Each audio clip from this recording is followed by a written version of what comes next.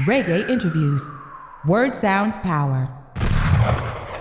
This is DJ 745 for Reggae Interviews backstage here at the main stage, day 2 of Reggae Land 2025 with one of the hosts on the main stage, Mr. Solo Banton. How are we doing today, sir? Yeah, very good. I'm a little hoarse from yesterday. The smoke machines get to me, but apart from that, everything is perfect. Mama, give thanks. Yeah. Okay, give us some reflections and feedback on day 1 of Reggae Land 2025, because you were there warming up the crowd in between all the sets with representing for UK reggae, I think.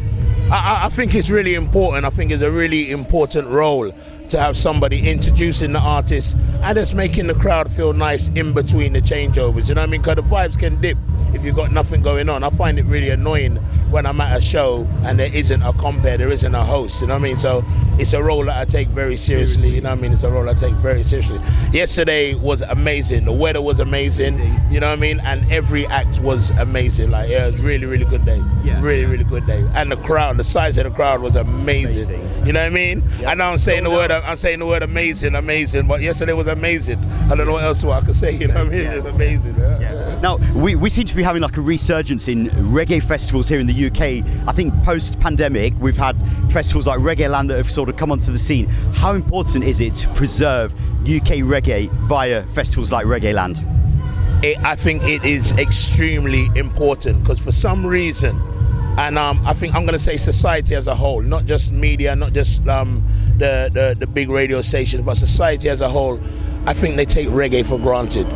And I think because we've all grown up with it, we knew it before we was even born, you know what I mean? Like, I think that we can take it for granted. And the next thing you know, you're going to turn around and there's like no reggae events anywhere.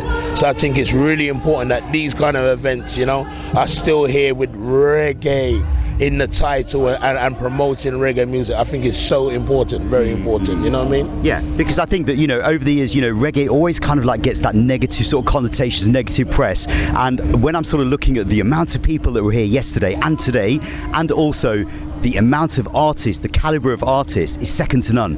Yeah, and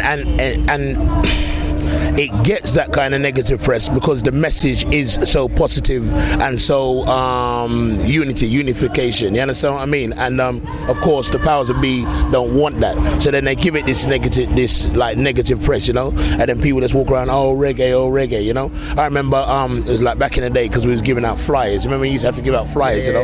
I remember giving out some flyers to some people. And it was like, what's this? I like, it's reggae music. You like reggae music? They was like, no, not reggae. I said, let me ask a question. Do you like Bob Marley? They was like, yeah. I said, do you like Sean Paul? They was like, yeah. I was like, do you like this person? Yeah. They was like, yeah. I said, no, that's reggae. They was like, oh. So they actually disassociated reggae from the artists that they like because the media had given them reggae. You know what I mean? Yeah. So it's so important that we push this and let people know how important reggae is. You know what I mean? Yeah. It's a staple.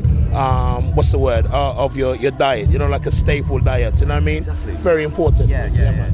Now, as one of the main hosts here on the main stage, I mean, how do you read the crowd in terms of the energy? Because I saw the synergy between you and the DJ yesterday was on point, and you know the selections, your lyrical fire, it just blended together really to keep that energy between the band changes. Yeah, I think you just have to do that. You just got to bring the energy, you know.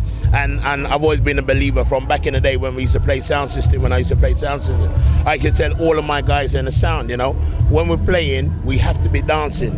Because when you're playing music, even though people are listening, people are watching you. Yep. And if you're like, they're gonna be the same, you know what I mean? So you have to do everything with an energy, you know what I mean? Energy is a real thing. It's another thing that's not spoken about enough, but energy is a real thing. We all possess energy. We have an exchange of energy, and if we're not putting that energy into what we're doing, no one's gonna reap the real rewards from it, you know what I mean? True. It's as simple as that, you know what I mean? You can call it time or you can call it energy. If a farmer doesn't take time with his garden, he's not going to reap the crop, you know what I mean? So it's like that. You got to put the energy in, you know what I mean? Definitely. Yeah. Now, musically, we've been following your journey for a good while now, and I'm very familiar with a lot of the works that you've done for producers like Reality Sounds, Chris Chemist.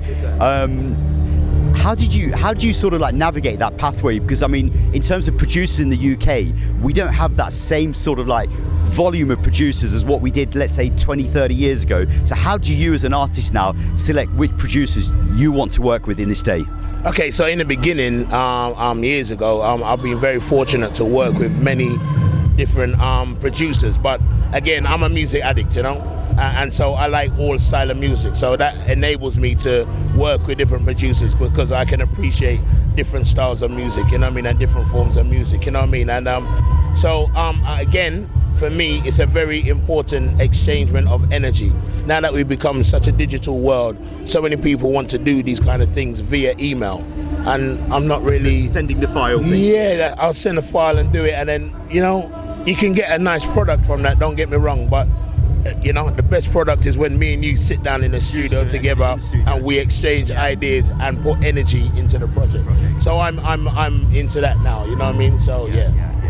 Now, forthcoming, we've got some works coming between Solo Banton, working for the very first time with one of the UK's premier production houses, the Big House Studios, Dilly Stingray. Yeah, I'm so excited about this project. I've known Dilly for years. When I say for years, I mean the first time I ever cut a dub plate for my sound, for my original sound when I lived in London, I got it from Dilly. You understand? So I've come up with Dilly for years. So but we've never worked together as in artist and producer. So I'm so happy and excited. It's quite a bucket list item for me, you know what I mean? Yeah, definitely. So I'm really, really happy. Reggae interviews. Word sound power.